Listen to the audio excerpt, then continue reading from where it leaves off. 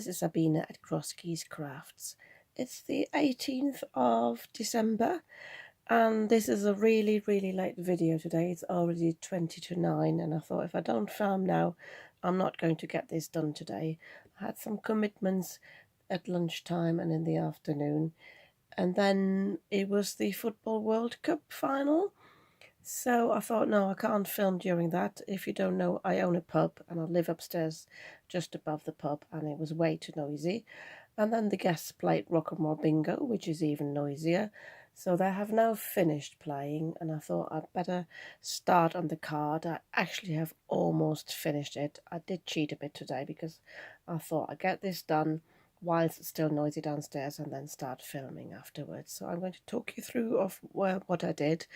Apologies if you still hear noises in the background.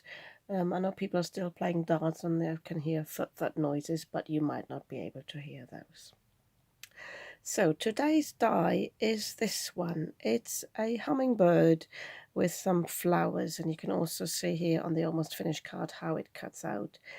This is actually the first die I had after the dies that came with my die cutting machine. This was a Secret Santa gift of a crafty friend, and I was really chuffed with this, and I still think it's very pretty. I love birds and I love how intricate this is, but because it is so intricate and difficult to use, and this is actually the reason why I bought this tool, because I could hardly get the bits out and you need a lot of patience for this, but I just suggest as a tip, just be persistent. Use the right cardstock. Don't use very thin cardstock. You need to be able to actually pull it out if you've got fine details like this. And also I just use these tools.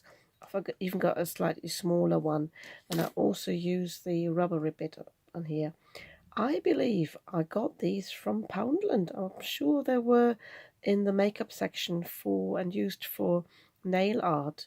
I don't think I bought these in a craft shop. I can't remember, but if I do remember, I'll put it in the link below. Anyway, I wanted to use up some scrap card, and I thought, oh, I fancy some purple with this. I don't know why. And I just went through my stash here on my trolley, and the first thing I came across was this metallic purple cardstock. So I got the pieces out, and I also got the happy birthday sentiment. But then I found the purple is actually quite difficult to combine with some background paper. It doesn't go with that many colours. So I didn't have any. I was looking for some lilac cardstock. I didn't have any. But I came across this cardstock here in my stash, and it is my aim to use up all my scraps. And this is a piece of cardstock. Not sure how this fits, probably the other way around, that I created a long time ago. What it is, it's a very light grey cardstock, and I stamped it. These are all individual flower stamps, but I happen to have two stamp sets of the same kind. So in my stamp platform I stamped these and I heat embossed these in white, and this gives this very subtle pattern. And I had already cut the shape out. So when I came across this today, I thought this is actually quite a nice piece. First I thought I would put it on this, but then I found it was actually perfect to frame this, because funnily enough the curve here at the bottom of the die, of the hummingbird die, actually fits very nicely in here. So I really like this idea to use that as a frame. I then was looking for something to go in the back and behind the frame, and again I was looking through my stash. I didn't want anything too busy. I wanted something subtle, maybe some coloured cardstock. I could have dug a bit deeper and see if I found any lilac paper, but in the end I went for this thick vellum. I showed you that in another video. A friend bought that for me, and I think this works really nice.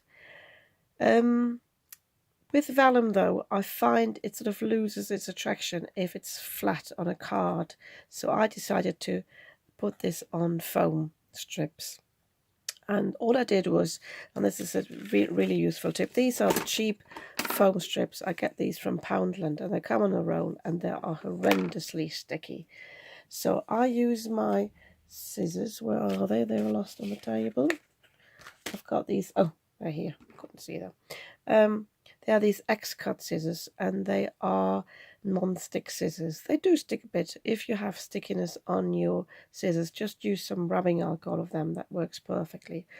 But what I do with the sticky stuff, I stick it down on some release paper. This is just from some vinyl sheets. But whenever you've got release paper, even the same width of the strips, you could keep those and then stick it on, and that allows you to cut it without getting the scissors sticky. So I cut these to size. I sort of compare them, cut them down. I halved these, and I've got no issues with stickiness. So I went all the way around. I like it if it's fairly neat from the edges. That's why I don't try not to use foam squares or foam rectangles. And I back this up, but all just behind the frame. And I put a little bit in the middle here where I've got the hummingbird.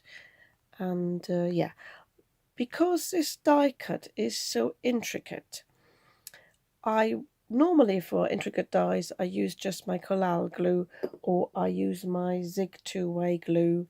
But because it's so big, I was worrying that if I started in one corner, by the time I got round, the glue would have dried. And this is why for dies like these, I use my spray glue.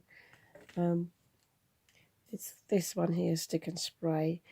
It is actually repositionable, but if you don't, oops, that's an avalanche of foam squares falling down. But if you don't peel it off, it actually stays on quite nicely. This one here, though, I stuck down with my Cosmic Shimmer glue. I did regret it a bit afterwards because it did ooze out a bit.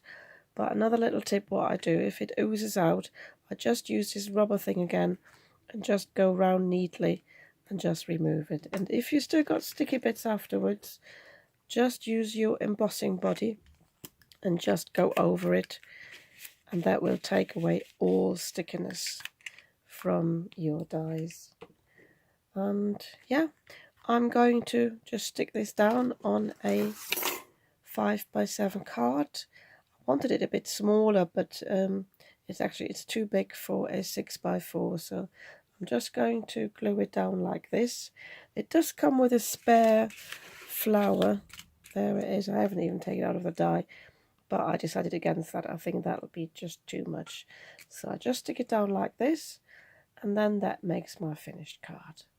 So apologies for the short video today and for cheating and not showing you the die cut before I started crafting it. But I hope I could give you a few tips. And yeah, the other one I will definitely record tomorrow morning and probably finish in the afternoon. But yeah, this is my finished card. If you like this card, you might want to give me a thumbs up.